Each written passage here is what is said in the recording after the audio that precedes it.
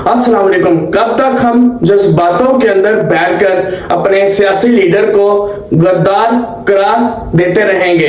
क्या इस वजह से हम नाराज हो जाते हैं कि हमारा जो सियासी लीडर है वो किसी प्रेस कॉन्फ्रेंस के अंदर जाके अपने जो अदर पार्टीज के लोग हैं उनके साथ जाके बैठा हुआ है तो हम उसको गद्दार करार देना शुरू कर देते हैं?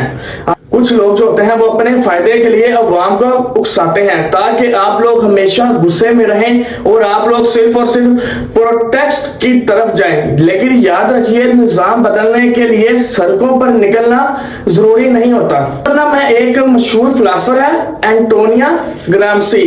उसने इसको वार पोजीशन करार दिया था। उसका मानना था कि अगर आपने सिस्टम को बदलना है तो आपको सिस्टम के अंदर बैठकर फैसले करने होते हैं, ना कि बाहर बैठकर पत्थर मारने होते हैं। सो लीडर का अपने सियासी मुखालफिन के साथ बैठना धोखा नहीं होता, बल्कि एक सियासी सोच और एक सियासी बोझ होती है। तो आपकी इस बारे में क्या राय है? तो अपनी राय जो है वो कमेंट में जरूर बताएं और ऐसे ही इनसाइट हब को जाके आप फॉलो कर लें।